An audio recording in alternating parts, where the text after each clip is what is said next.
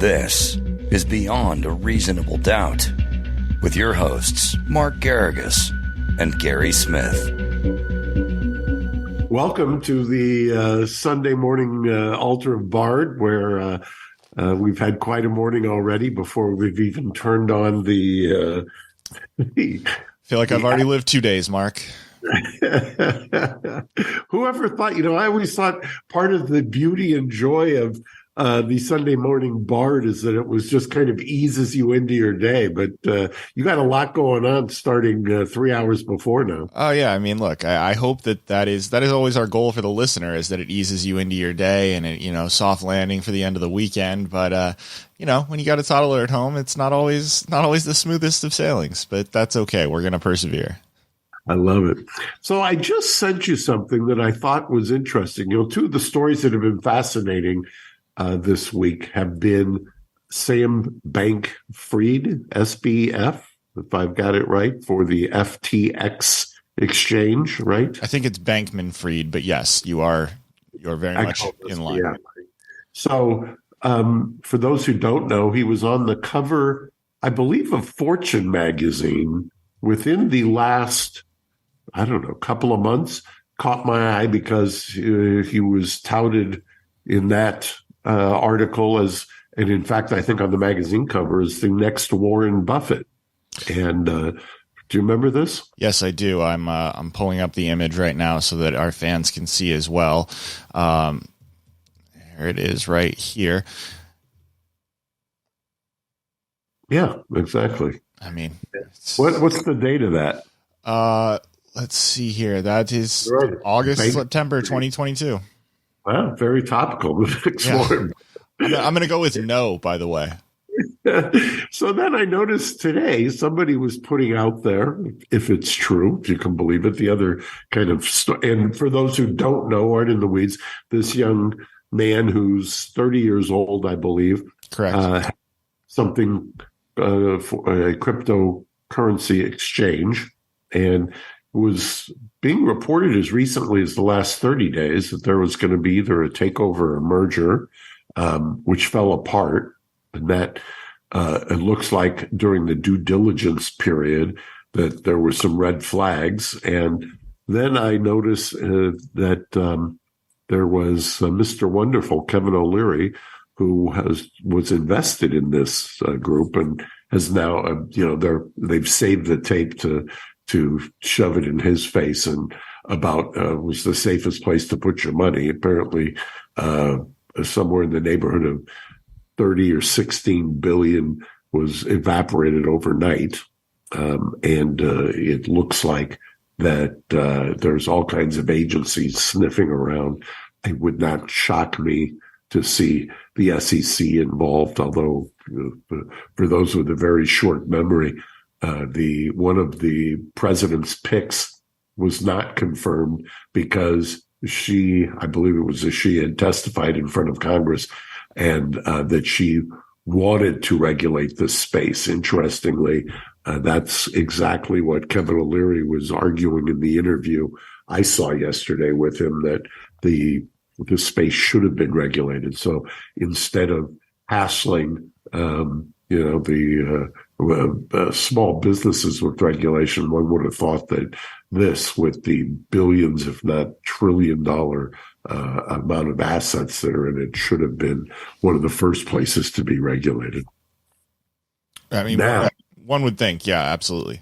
Now, we then see this morning, and I said that one of the other stories this week has been Twitter and everyone claiming that Elon Musk is destroying it and has ruined Twitter, and that he's moving and changing his mind and doing all kinds of other things. But I thought what was interesting is where these two stories collide, because somebody was putting out there that Bankman-Fried, here you go. Gary, you can do your... Sam Bankman-Fried was apparently reaching out through someone named Michael Grimes to try to get Elon Musk on board. And Sam Bankman-Fried, apparently, I'm gonna go ahead and just flip through these images here. But apparently he was willing to invest $1 to $5 billion in Twitter, And, he's a major Democratic donor, as Grimes is touting him here. Elon basically, from the jump is like, I got stuff to do. Is this serious? This guy really has 3 billion liquid. Oh no, recently it was 10, but, then he's saying he brought up, 5 this week. So yeah, he's serious and he's in.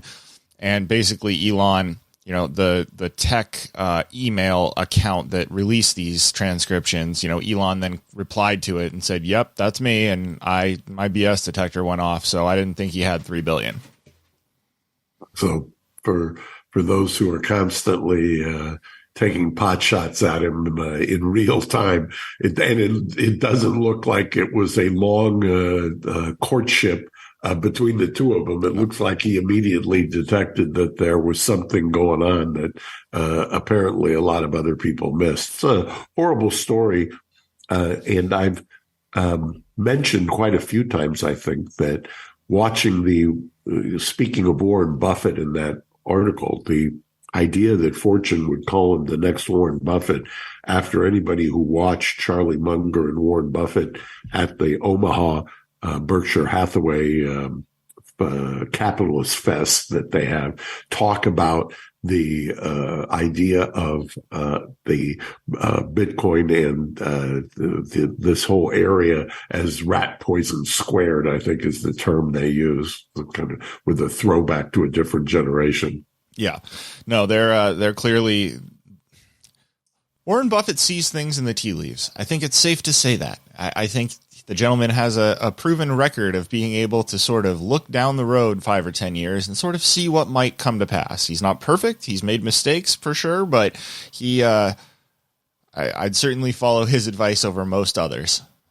Yeah, it's an interesting place that we are in America, where the people have, I think, denigrated. I was reading another kind of summary of the things that have happened in the last 2 years, and there's been kind of a denigration of where America is. I mean, America's got its issues, obviously, but I don't know what country or culture doesn't.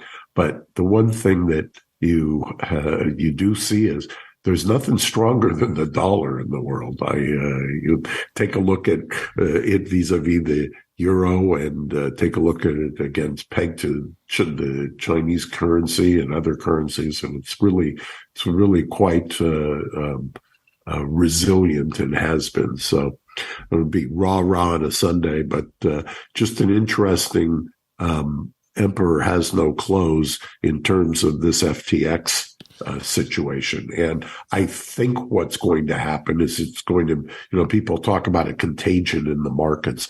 At least when it comes to crypto, I think that's where we're headed. I mean, I know that I've been reading some people who are arguing that this is the bottom and things of that. I don't want to prognosticate on that. I will tell you, though, that I think because there was no regulation, you're now going to have quite a bit of the government taking a really hard look here, especially at this.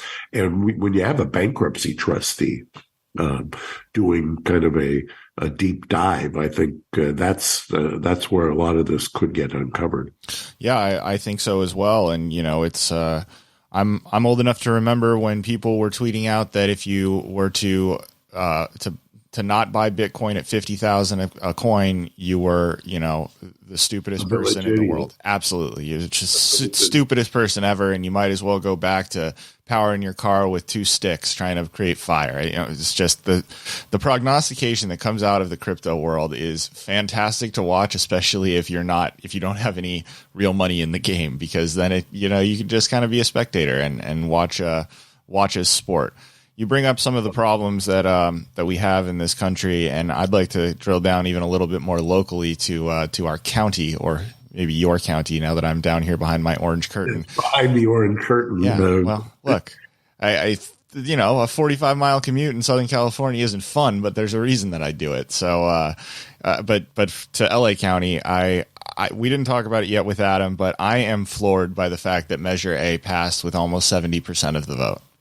It's hard to believe. I mean, it'll get challenged at some point, maybe not by the people that you thought would challenge it. But Measure A, for those who aren't in the weeds, gives the Board of Supervisors the right to remove the sheriff. Now you'd say, well, what's the matter with that? Well, the sheriff is an elected position. So on the same ballot that the sheriff was running, there is a ballot initiative that allows for removing a board of supervisors to remove the sheriff, which I know that there was a case, I believe in the Inland Empire back 15 or 16 years ago, that had kind of blessed that. But I think there are better constitutional arguments that can be made. Yeah, and it's ironic. I think that this measure was up there for someone who was voted out at the same time that this was passed with 70%. I mean, call me a cynic, but I believe that Measure A was designed with Sheriff Villanueva in mind specifically. They hated him, and he's over there messing with their own, and he's over at Sheila Kuehl's house, and he's rabble rousing, and they didn't like it, so we want the power to get him out. Well, now he's out, and now they have this power, and now it will just sit dormant until they decide X number of years down the road that they don't like someone else. And it's just, this is the most insidious part about it to me, because this was passed with such overwhelming support, and I'm sure it will get challenged, but it also may not for a while, because it can just sit dormant. And then this is the kind of power that we need to be concerned about, where it will just sit there until they want it. And then many of us maybe will have forgotten that it was even there.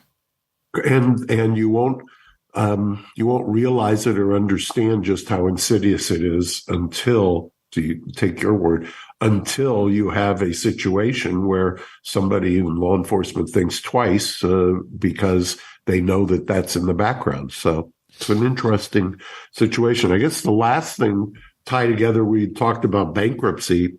Famously, the Girardi Keese firm has been in bankruptcy, and Tom is apparently ensconced in an assisted living center because of advanced Alzheimer's, and his ex-wife is embroiled in all of the contretemps going on. But surprisingly, at least in the legal community, I don't know, maybe somebody else knew this in the Real Housewives community, but the CFO of the firm, that gentleman, was arrested and has been detained on no bail. And it looks like the accusation is, and it's always just an accusation, but that he had embezzled $10 million from the law firm and to pay for prostitutes and property, and he's apparently got a place in the Bahamas. And I started trying to do the math on this. I mean, even if he got something in Beverly Hills and he got a really swank place in the Bahamas, that's a lot of leftover money on prostitutes. I mean, you really start thinking about it, and 10 million. I mean, Jesus. Well, the problem with the Bahamas is that became the reason that the government asked for detention, is they said he's a flight risk because I think he was arrested on his way back from the Bahamas. But boy, if anybody in the Girardi firm is, and I'm specifically thinking about the David and the other gentleman who've been in kind of the Edelson crosshairs, they ever wanted a defense, this certainly is the defense. Not only was, by all accounts, Tom was kind of the master of the universe in his firm, but now you've got another layer of the CFO who was apparently just siphoning off money at the same time. So that kind of would tend to justify everything that Lira has been saying and his compatriot. Well, let's be honest. As someone who comes from a family of accountants, no one likes accountants. So if you've got one that's being shifty and stealing money, why not just blame everything on that? No jury in the world's going to argue with you. Well, we'll see. We'll see. He's presumed innocent, and it'll be interesting to see as the facts roll out what it reveals, whether it was really unauthorized or authorized. It's always interesting to take a look.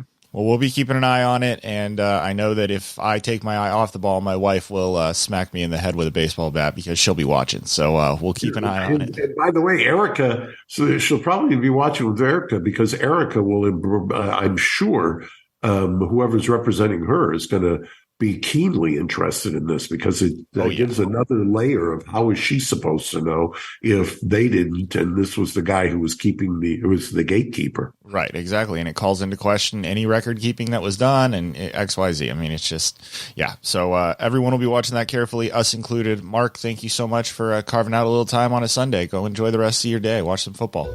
You as well. Thank you, Gary. All right, bye-bye. Thanks for listening to Beyond a Reasonable Doubt. Stay tuned for more bonus episodes coming soon.